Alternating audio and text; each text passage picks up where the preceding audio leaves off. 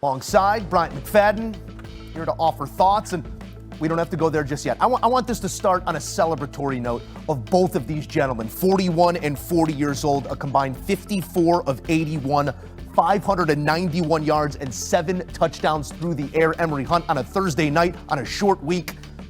This is the good stuff. Those are two great quarterbacks showing out right now. Yeah, and they stepped up big in the biggest moment. We are all watching this ball game as a country, and we're watching two guys play their best when everyone is watching, showing you that age is just a number. And I like the fact that they not only play well statistically, but they play well situationally also. You talk about third downs offense, red zone offense. They were excelling in those situations, need to have in situations. This is where they also excelled as well. So you like that they went out there, balled out statistically, but balled out when their team needed the most. Joe Flacco had just a little bit more than Aaron Rodgers.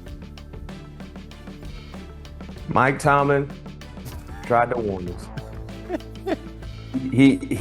Some folks were saying, why is Mike Tomlin hating on Cincinnati? Why is he worried about what type of transactions Cincinnati and Cleveland they had going on? He knew it. He knew it, and he said he didn't understand. It didn't make any sense. And most importantly, it was all about Cincinnati being next on the schedule. Because you can say whatever you want to say about Joe Flacco and where he is in this stage in his career, he still is more than a serviceable quarterback, considering high-level resources surrounding him. And that's what he walked into when he became a Cincinnati Bengal. What we saw last week for Joe on the road, basically 6 days being in place there in Cincinnati, was basically the acclimation period for him, getting accustomed to the playbook and his new pass catchers. What we saw tonight was, I'm acclimated now. And all I have to do is just stand upright in the pocket and deliver the goods. And I have the guys that can come down with those said goods at any given time. And that's what he did. Remember what I talked about with my prop for Ja'Marr Chase? I said one thing about Joe Flacco, he is going to target Ja'Marr Chase. Remember, he gave Ja'Marr Chase 12 targets straight off the bus coming into Cincinnati. So what were you expecting for Ja'Marr Chase tonight? Easily surpassing his reception prop. We saw that maybe in the first half. So when Joe Flacco did, to Emery's point, he was just comfortable and he was wheeling and dealing. And when anything was in question, guess who he looked for? Number one. And you know what? That's what every quarterback should do when you're playing in the same huddle as Ja'Marr Chase. Mm-hmm. And when in doubt, look for one. I will say this, Joe.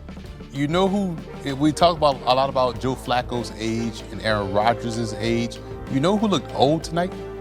Jalen Ramsey and Darius Slay. Yeah. Flacco looked younger than those guys, how they played. And that's where I'd like to go next here after we do offer some accolade here to Ja'Marr Chase in the win, his 16 receptions, the most in franchise history. So not just going over that prop, but going over any receptions that anyone in that jersey has ever done before. He does it here on a short week with a 40-year-old quarterback. Mac, that is the what of it all. I'm more interested in the how and the why. Talk to me as a former Steelers defender about the standard you did not see met in this game. You get run on by the worst rushing attack in the NFL for 142 yards through the air. It was anything he wanted. Where are the breakdowns right now? Well, let's start with the guys that put their hand in the dirt, in the trenches. You talked about it. Chase Brown came into this game tonight averaging around 2 yards per carry.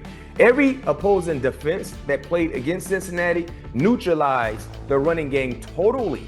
But Chase Brown tonight, guys, he averaged 9.8 yards per carry. Mm-hmm.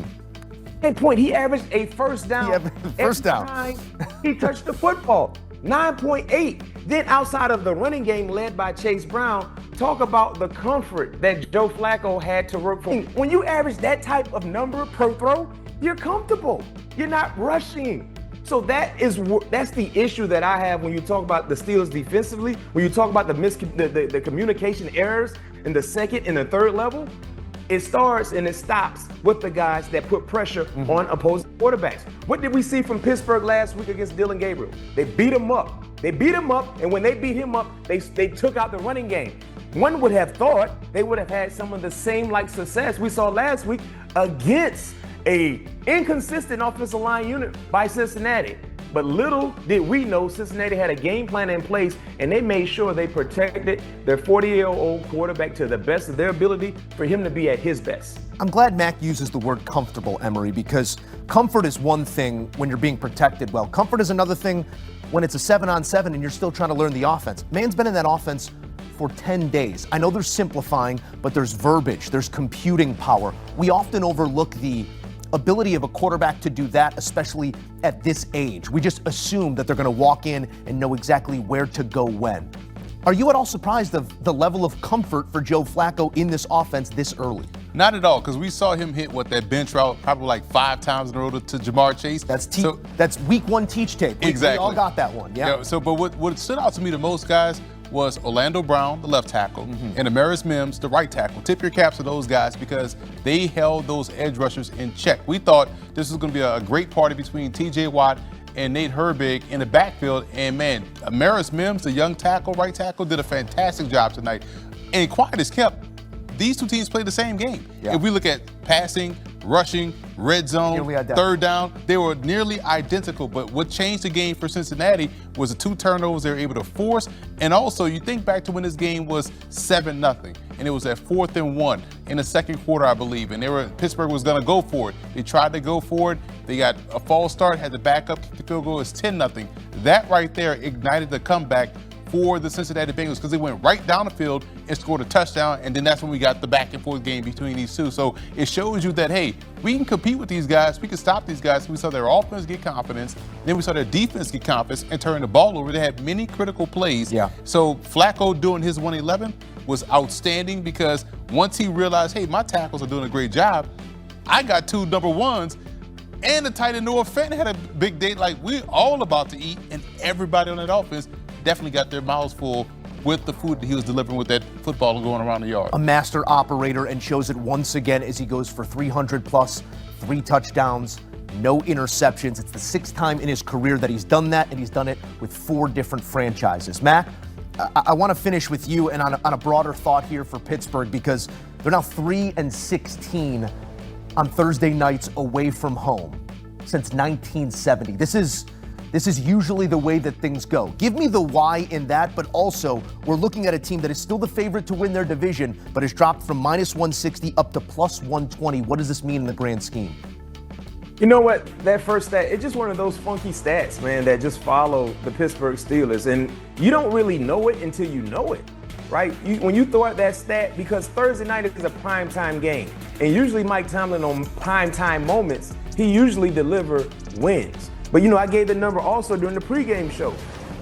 Mike Tomlin is 0-6 on the road on Thursday nights against AFC North opponents. He's 0-6 straight up on the road against AFC North opponents. So he's struggled in these moments, especially on the road on Thursday night. Remember last year, Thursday night, famous Jameis gave him an L on Thursday night in Cleveland. And remember, that Cleveland Browns team was nowhere close to being competitive or relevant. But in that moment on Thursday night in Cleveland, guess what?